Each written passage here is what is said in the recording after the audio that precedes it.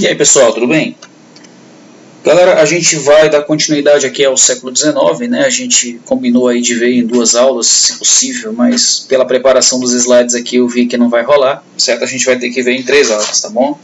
E como são assuntos um tanto polêmicos, a gente vai inclusive abrir espaços aqui. Peço a vocês que usem a plataforma, que usem os fóruns, né? Existe um fórum para tirar dúvidas, que ali você pode colocar o que você quiser, cara. Você pode contestar, pode perguntar, pode duvidar, pode... enfim, use aquele espaço para a gente ter um espaço de debate aqui. Então participem. Lembrando que essa é a maneira que a gente tem de avaliar vocês, e eu estou achando as participações um tanto pequenas, né? Então vamos usar aquele espaço, tá bom? E antes de entrar em assuntos políticos, né, referentes políticos ideológicos, referentes aí ao século XIX, eu queria começar com uma frase do Rousseau, que talvez você já tenha lido em algum lugar. Ela inclusive já foi uma questão de Enem, mas é uma frase que ela tem um teor simbólico muito importante, certo? Diz o seguinte, ó: o primeiro que, cercando um terreno, se lembrou de dizer, isto é meu, e encontrou pessoas bastante simples para o acreditar, foi o verdadeiro fundador da sociedade civil. Quantos crimes, guerras, assassinatos, misérias e horrores não teriam sido poupados ao gênero humano aquele que, arrancando as estacas ou tapando o fosso, tivesse gritado a seus semelhantes: não escutem esse impostor. Vocês estarão perdidos se esquecerem que os frutos são de todos e que a terra não é de ninguém. Isso aqui foi escrito por Jean-Jacques Rousseau. Ele é um dos contratualistas, né, que vocês provavelmente já ouviram falar em aulas aí de sociologia, de filosofia e de história, evidentemente. E ele atribui, isso está aqui ó, na página 61, na segunda parte do livro, e ele atribui os problemas que a humanidade enfrenta hoje ao surgimento da propriedade privada. A propriedade privada, ela é o grande fator de diferenciação humana, que separa os que têm dos que não têm. Isso, evidentemente, geraria uma situação conflituosa, certo? Que inclusive outros autores, né, como futuramente Karl Marx, escreveria na segunda metade do século XIX, afirmando que o que move a humanidade são as lutas de classe, né, entre os dominantes e os dominados, entre os senhores e os escravos, os senhores e os servos, os nobres e os servos, a burguesia, o proletariado. Então, a história seria o campo das lutas, né, o campo dos embates, o campo dos conflitos. E isso é o que seria o grande motor da história, dentro de uma perspectiva materialista, certo? E, enfim, estudando a história pelo lado político, realmente é muito difícil você não chegar nesse ponto. É preciso a gente ter consciência de uma coisa, né, que a história é uma ciência que tem suas metodologias de estudo, as suas metodologias de produção de conhecimento. E no século XIX, né, quando se deu o surgimento das chamadas ciências humanas, havia um pensamento um tanto inocente, motivado pelo positivismo, de que as ciências humanas elas poderiam valer-se daquelas metodologias das ciências da natureza, né, de uma possível neutralidade. Ou seja, tal qual um biólogo examina células, tal qual um físico calcula velocidade, distância, de maneira imparcial, os cientistas humanos, né, deveriam também estudar o conhecimento produzido pelos seres humanos, o conhecimento humanístico, de maneira neutra. Claro que esse é um pensamento inocente, né? Esse é um pensamento inocente. A gente sabe que, inevitavelmente, você não tem como estudar seres humanos sem ter um posicionamento. Você acaba tendo um posicionamento, fica visível, né, no seu modo de falar qual é o seu posicionamento, né, qual é a sua visão de mundo. Tá, ok? Então não existe neutralidade. Como eu brinco em sala de aula, cara, neutro é shampoo de bebê, certo? Porque neutralidade não existe nas ciências humanas, tá, ok?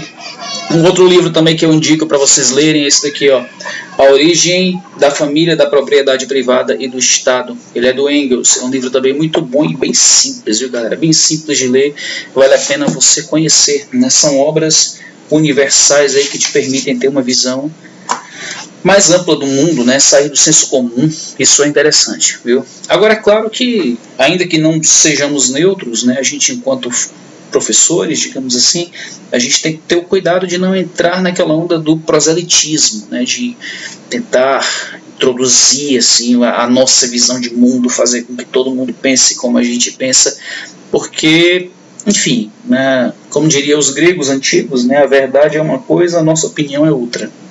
E não sabemos qual é a verdade. Passamos a vida toda correndo atrás da verdade, e esse é o grande nó aí que deveria mover os seres humanos, tá bom? Então, enfim, a gente vai entrar agora, né, no século XIX, falando sobre as lutas mesmo que aconteceram, os embates que se deram, né, entre agora a grande classe social, a poderosa classe social burguesa, e também o que isso implicou na vida dos trabalhadores. A gente está no período de transição entre aquela estrutura medieval, que a gente chama de antigo regime, para uma estrutura moderna, capitalista, burguesa. E isso teve impactos gigantescos, não tenham dúvida, na vida do trabalhador. O trabalhador sentiu isso.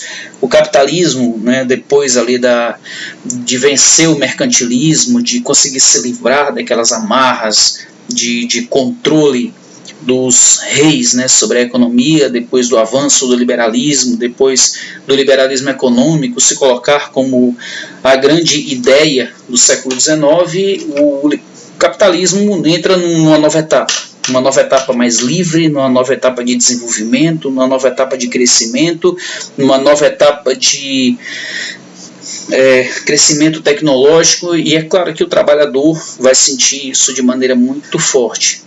Uma das coisas que o trabalhador sente, por exemplo, é a perda de trabalho.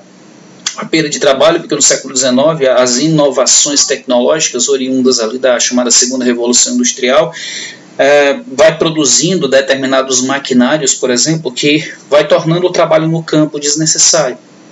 E também as alianças da burguesia, né, com os reis daqueles estados unificados que estavam surgindo, principalmente ali a Alemanha e a Itália, que se organizaram tardiamente, que se unificaram tardiamente, vão havendo acordos em que o rei vai cedendo terras, né, que antes eram chamadas terras comunais, e a população, né, vivia na área rural, não vai tendo mais onde plantar. Se você lembrar como era organizado o mundo medieval, você vai entender isso melhor. Haviam os chamados mansos senhoriais, que eram as terras que pertenciam ao senhor feudal, que tudo que era produzido ali deveria ir para o senhor feudal. Haviam os chamados mansos servis, que eram terras que que eram utilizadas pelos servos, e lá eles poderiam plantar, tal. E haviam as terras comunais, que eram terras, entre aspas, que não tinham dono, que qualquer pessoa poderia usar. A pobreza, ela é algo muito comum na história, mas a miséria é uma invenção do capitalismo. Porque na Idade Média, por exemplo, já disse isso em sala de aula, quando uma pessoa queria ter uma casa ou ia se casar, ela conseguia uma autorização com o senhor feudal e recebia uma terra para plantar. Ela não pagava por essa terra. E com a ajuda ali de seus companheiros ali mais próximos, a casa era construída e ele trabalhava e pagava uma série de impostos aí ao senhor feudal, impostos caríssimos, evidentemente, mas a pessoa conseguia sobreviver. Hoje no capitalismo não, você não tem direito mais a nada. É um simples pedaço de terra pequeno, de 11 metros por 25, suficiente para construir uma casa. Custa o quê? Aqui mesmo em Calcaia, você não encontra por menos de 40, 50 mil reais, né? O que torna quase inacessível a um trabalhador comum, um operário, um trabalhador simples, conseguir comprar. E eu estou falando só da terra. Não estou nem falando dos custos para a construção de uma casa. Por isso que o direito à casa, que é uma coisa tão básica, certo? Grande parte da população não consegue ter acesso. Você mesmo, quando sair aqui da escola, que for encarar a vida, vai sentir isso, né? Vai ter que pagar um apartamento aí, financiado pela Caixa Econômica em 300 anos, né? E um apartamento muitas vezes extremamente pequeno, no qual a respiração tem que ser revezada, né? Respira agora quem está na sala, agora respira quem está no banheiro, porque se respirar todo mundo junto, o oxigênio da casa acaba e vira um problema, né? Enfim, galera, então essa coisa da propriedade, até mesmo no mundo antigo, né? Vou fazer uma péssima comparação aqui, mas até o escravo, ele tinha garantido um local para dormir, um local para morar e o que comer. O escravo tinha garantido isso pelo seu senhor.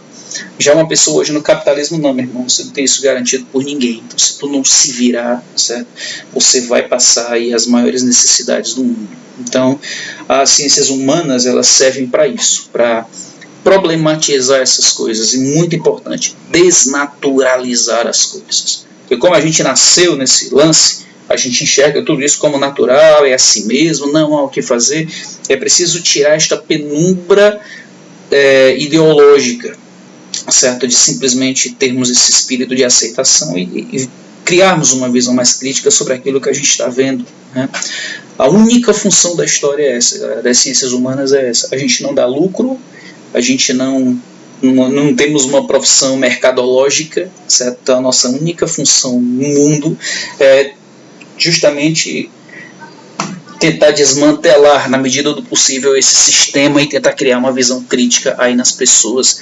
É por isso que as ciências humanas são tão, muitas vezes, perseguidas e, ao mesmo tempo, benquistas aí pelos nossos alunos, né? Mas, enfim. Então, o século XIX representou isso, galera. A ascensão do capitalismo, a precarização da vida do trabalhador. Para você ter ideia, por exemplo, os operários não podiam se reunir, não existiam sindicatos, por exemplo, como você tem hoje. O trabalhador não tinha direito ao voto. O voto ele era censitário. O que significa isso? Que para você ter direito a votar, primeiro você tinha que ser homem e adulto. Aqui você já exclui menor e mulher. Segundo, você tem que comprovar posse, você tem que comprovar estudo, você tem que comprovar renda. Ou seja, quem é pobre, quem não tem estudo, quem é mulher, quem é menor de idade, essa galera toda está fora. É uma maneira de impedir que as populações mais simples tenham acesso à participação política. Até hoje você ainda encontra pessoas dizendo: no Brasil o voto não deveria ser obrigatório, ou então, sei lá, as pessoas analfabetas não deveriam votar, certo? Muito importante ter cuidado com essas opiniões, pessoal, porque o mundo já foi assim. Isso não é nenhuma novidade, isso não é nenhuma novidade, viu? A população pobre e analfabeta poder votar é que é a novidade, viu? As elites já tiveram todo o tempo do mundo para tomarem as decisões políticas e sempre tomaram decisões políticas que favorecessem a ela própria, certo? A elas próprias. Então, excluir a população mais pobre de direitos políticos, por exemplo, é uma aberração que, infelizmente, algumas pessoas tendem a desejar até o momento, né? Como um outro exemplo disso é quando você vê trabalhadores defendendo o fim dos direitos trabalhistas, sabe? Que agora deve prevalecer o acordado entre patrões e funcionários, sabe? Como se isso fosse uma grande inovação. Pessoal, era assim. Durante muito tempo foi assim. Não haviam direitos trabalhistas. Os direitos trabalhistas que nós entendemos hoje foi resultado de lutas de trabalhadores. Carga horária de 44 horas semanais, salário mínimo, seguro-desemprego, fundo de garantia, férias remuneradas. Todas essas coisas vieram às custas de sangue, pessoal, de luta, sabe, de espancamentos, de confrontos com a polícia. Então, quando alguém chega apresentando, né, que de repente a gente tem que modernizar as relações de trabalho no Brasil, modernizar. Como se modernizar, pessoal? Estou falando aqui do século XIX para vocês. E o século XIX era exatamente como esses supostos modernizadores defendem que as relações de trabalho voltam. Então não há nada de novo, como diz o Eclesiastes, nada de novo debaixo do sol, viu? Então a gente tem que ter cuidado com o que defende para não darmos passos para trás diante de tudo que nós conquistamos como trabalhadores. Vou dar um outro exemplo aqui, me perdoem, eu já estou com 14 minutos, mas essa aula é mais introdutória mesmo nessa temática. Essa reforma trabalhista que foi feita, né, apontado como necessário, como modernizador, isso não tem nada de modernizador. Nós apenas voltamos ao século XIX. Ou seja, no momento em que a gente está agora, no momento de uma pandemia mundial, o trabalhador, a única coisa que ele tem garantido para sobreviver é seu salário. Não tem outra coisa para sobreviver, é só o seu salário. Se nós tivéssemos as leis trabalhistas anteriores, antes de perdermos, os trabalhadores estariam em casa agora recebendo o seu salário. Okay? Mas depois dessa reforma trabalhista, que foi aprovada agora há pouco tempo, As empresas podem mandar os trabalhadores para casa e eles ficam 4 meses sem receber. Isso é bom para o trabalhador? Isso é bom para o empregador? Para o empregador é maravilhoso. E para o trabalhador? É bom? O cara vai viver de quê, pessoal? O cara vai viver de quê? Certo? Então, a gente tem que ter cuidado com o que a gente defende, certo? Para de repente não cair nesse canto de sereia, certo? Que alguns tendem a cair, como se isso fosse uma simbologia de avanço. Okay? Não existe atos inocentes na história. Tá bom? O que há é conflitos de interesses de maneira muito acentuada, e a gente tem que ter uma visão política interessante para de repente não cairmos nessa história, tá bom? O que a Revolução Francesa trouxe para a gente, se você se lembrar bem, e a Revolução Francesa, que enfim ela foi também uma revolução burguesa, né, que ela trouxe os ideais da burguesia, se você for lembrar do slogan, né, liberdade, igualdade e fraternidade, mas existe um paradoxo difícil de resolver, né, que como você vai conciliar, por exemplo, a liberdade com a igualdade? O que a burguesia sempre defendeu foi uma igualdade jurídica.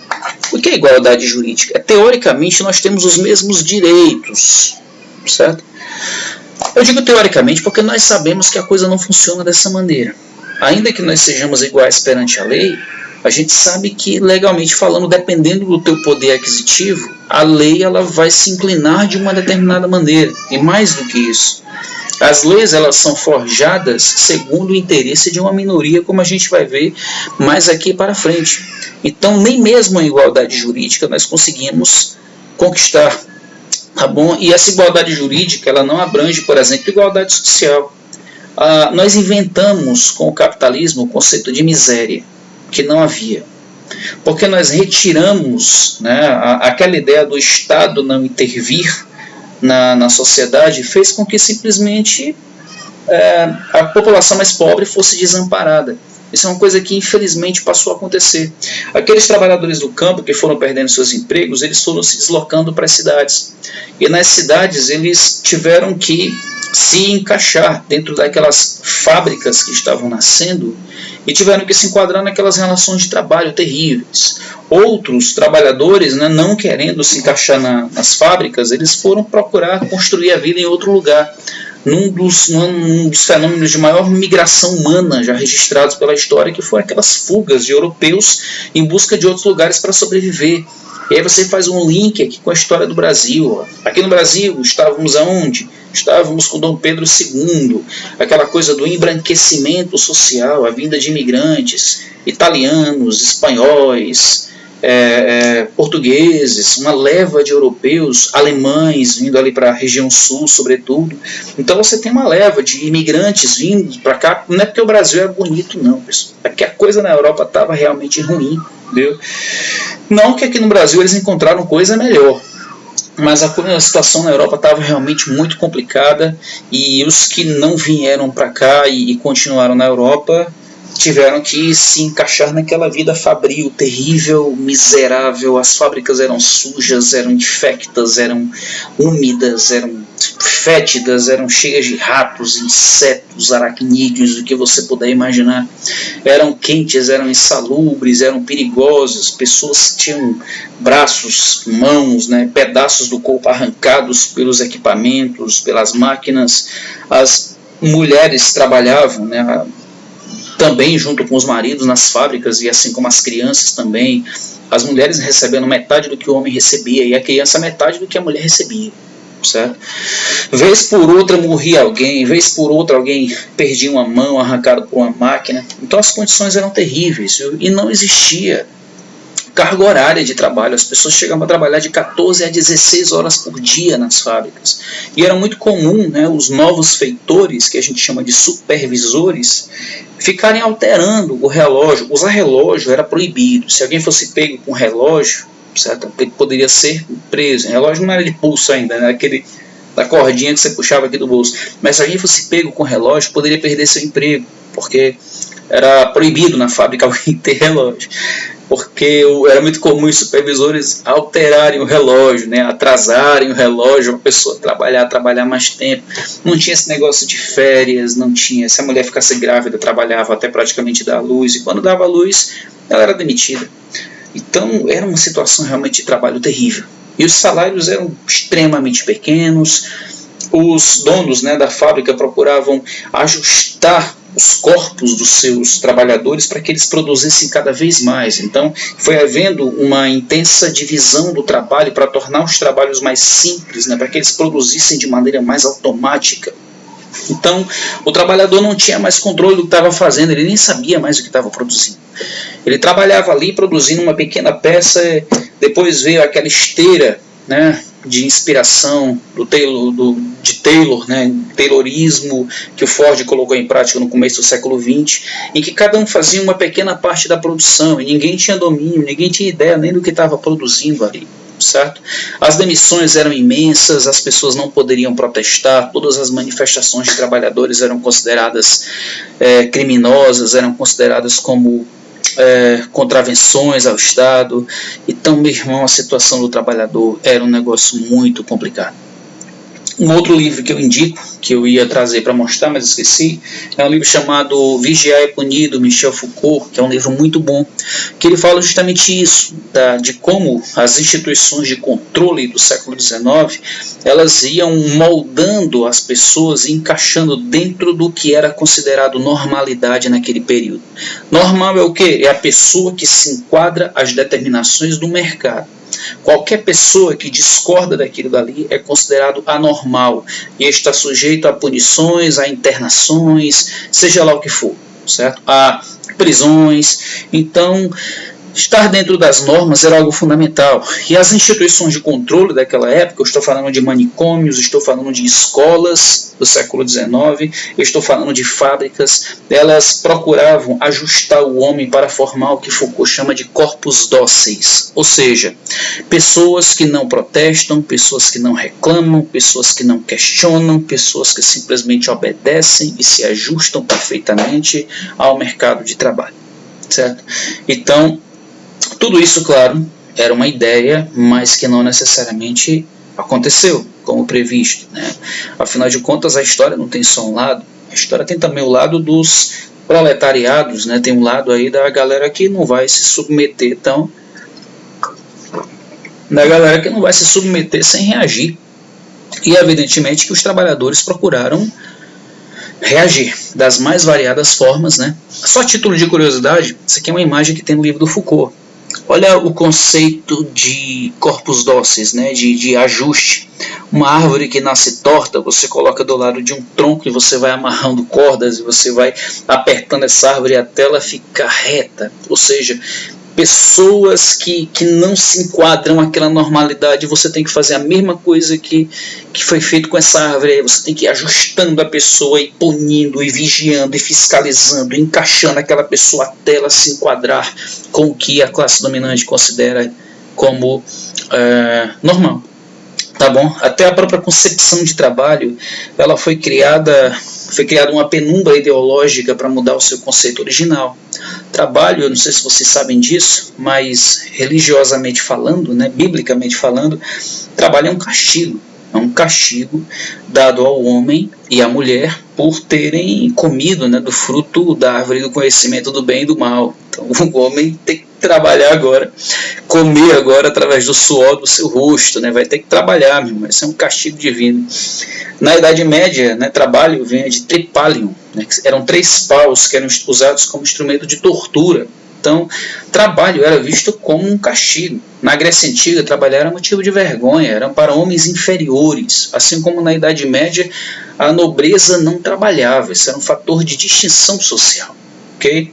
Mas como no século XIX, essa ascensão do capitalismo precisava fazer com que o trabalhador produzisse cada vez mais, então era necessário mudar a imagem do trabalho, tirar essa penumbra de trabalho como um castigo ou como um ato de inferiorização do homem, e se criar uma ideia de que o trabalho era uma coisa boa, era uma coisa que dignifica, era uma coisa que purifica o homem, que torna o homem melhor, né?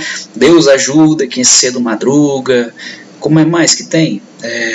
Trabalho dignifica o homem, e aí o trabalho passou a ser visto como uma coisa bonita, como algo a se orgulhar na sociedade, né? Todas essas coisas foram intimamente criadas ali pelo capitalismo para justamente nos tornar os nossos corpos dóceis e nos enquadrar às determinações, né, ideais aí para um sistema capitalista da gente trabalhar feliz, né?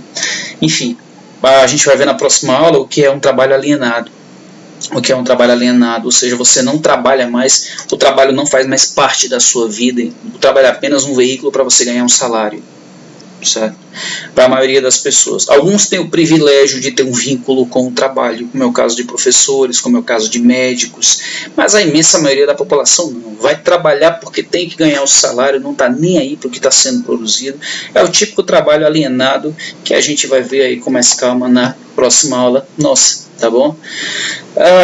Como eu falei, os trabalhadores eles não aceitavam passivamente, né, e eles protestavam das mais variadas formas. E aí eu coloquei aqui, primeiro para que a gente visse, né, lei de uma maneira um pouco mais, um pouco menos obediente, né? Aquela frase, lei foi feita para ser cumprida, não necessariamente, né, pessoal? Primeiro a gente tem que entender o que é lei. Lei é uma determinação social, ok? Lei ela não é algo oriunda do povo. Lei é algo criado por alguém, que está acima da gente, certo? E essa lei, ela não necessariamente, ela tem o sentido de criar uma coesão na sociedade, mas ela também pode ser um veículo apenas de manter privilégios. Se você acha que lei foi feita para ser cumprida, é preciso tomar cuidado, né? Porque aquelas determinações nazistas de matar judeus não eram leis, pessoal, eram leis, né? A própria escravidão, certo? Eram leis, eram justificadas por leis, né? O trato que as mulheres recebiam de uma maneira extremamente machista, como por exemplo, nós tínhamos até, se não me falha a memória, nos anos 70, leis que proibiam mulheres de jogar futebol. Isso era lei, pessoal. Então, é preciso enxergar a lei com olhos críticos, e tentar entender o que está por trás daquilo dali. Dentre as lutas dos trabalhadores, né, estava o sufrágio universal, que é o direito de votar para todo mundo. Isso foi sendo conquistado gradativamente. Quando eu falo todo mundo, aqui nesse contexto, eu estou falando de homens, viu? Nem todos podiam votar, como eu falei, apenas, né, os que conseguiam comprovar renda e um certo nível de estudo. Então a primeira briga era para o sufrágio universal, para todo mundo votar. Um outro fenômeno que merece destaque é o movimento cartista, né, que se deu na Inglaterra aí na primeira parte do século XIX, e que eram cartas enviadas ao parlamento, exigindo, dentre outras coisas, salários mais dignos para a população. Eles chegaram a juntar 3 milhões de assinaturas e montar uma greve geral, ainda que ilegal, mas mesmo assim o parlamento se recusou. Ou seja, regimes democráticos, quase todos os governos do mundo ocidental se colocam como democráticos. No entanto, as determinações que vêm de cima geralmente não têm participação popular e nem está interessado em saber o que o povo de fato pensa. Vem de cima para baixo, é empurrado goela abaixo, certo? E depois disso criam-se uma ideologia por cima disso para tentar fazer com que isso pareça ser bom. Como, por exemplo, a reforma trabalhista, a reforma previdenciária, que tentaram a todo custo, primeiro dizer que não tem alternativa. Não tem jeito, isso vai ter que ser aprovado. Estou falando de Brasil hoje, isso vai ter que ser aprovado. Não há um outro jeito no mundo. Mas será que não há mesmo? Segundo, não foi feita uma consulta, um plebiscito, qualquer coisa do tipo. Não, isso vem empurrado goela abaixo e a gente que aceite. Então isso mostra o quanto a maioria dos governos são autoritários, principalmente os que se colocam como democráticos, certo? É preciso a gente ter esse viés crítico, tá bom? Sobre as mulheres, eu quero só defender aqui um determinado grupo inicialmente, que são os grupos que a gente chama de mulheres feministas, né? Os grupos feministas que surgiram aí no século XIX, porque é incrível como a gente encontra pessoas criticando o movimento feminista, você tentando entender qual é a lógica disso. E aí eles mostram, né, determinados vídeos assim, toscos, né, de mulheres invadindo igreja, quebrando tudo, fazendo gestos obscenos. Em primeiro lugar, a pessoa que pensa isso tem que ter o mínimo de cuidado de fazer uma pesquisa. e saber diferenciar o que é movimento feminista e o que é movimento femista. São duas coisas diferentes, né? Acho que um cuidado. Nós temos um Google em casa. Acho que é fácil pesquisar essas coisas para não cometer certas injustiças, né? O movimento feminista é um movimento muito bonito, que foi criado pelas mulheres no sentido de conquistar a igualdade jurídica, a igualdade social. As mulheres, ainda que tenham igualdade jurídica, elas ocupam pouquíssimos espaços de poder. Se você for olhar, você tem mulheres no mercado de trabalho, evidentemente, mas os postos de comando são quase todos masculinos. Se você olhar o papel da mulher nas igrejas, em pouquíssimas igrejas você encontra mulheres em papéis, né, importantes, né, na hierarquia sacerdotal.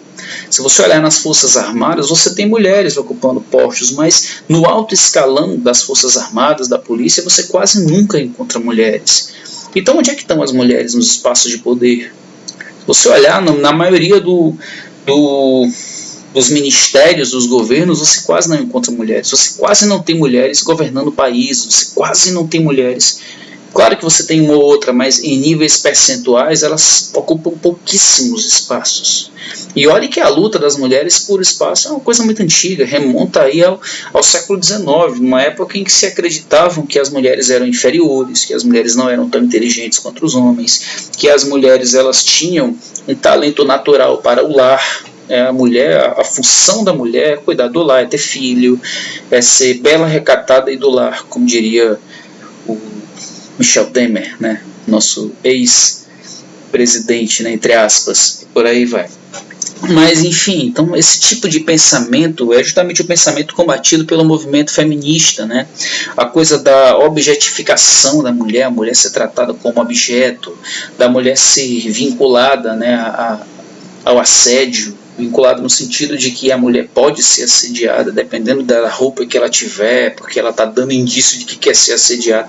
A gente encontra essas aberrações ainda, né, em indivíduos que não evoluíram mentalmente, né, com o passar do tempo, infelizmente. Para você ter uma ideia do nível de controle, né? A mulher era submissa ao homem, ela era quase que uma propriedade privada do homem. Isso aqui é um documento, na verdade é um passaporte. E aí, não sei se vai dar para você ler, mas que foi o melhor que eu encontrei. Ó. A portadora deste passaporte viaja autorizada por seu marido, José de Souza Marques, que também a autoriza a regressar para o Brasil. Isso aqui é um documento que a mulher, para viajar, tinha que ter autorização do marido. Viu? Então olha, cara, a situação que era da mulher no século XIX. Então você que é mulher que está assistindo isso daqui, é preciso valorizar muito o trabalho dessas mulheres aqui, ó, que iam para a rua, que protestavam, que exigiam direito de voto, que exigiam salários iguais, que exigiam participação política. É preciso valorizar muito o trabalho dessas mulheres, porque elas deram aquele passo inicial por igualdade, né, jurídica e por igualdade social. Cabem às mulheres de hoje e também aos homens de hoje, né, fazerem por onde essa igualdade social, essa igualdade jurídica, essa igualdade de tratamento realmente virá a acontecer. Tá bom?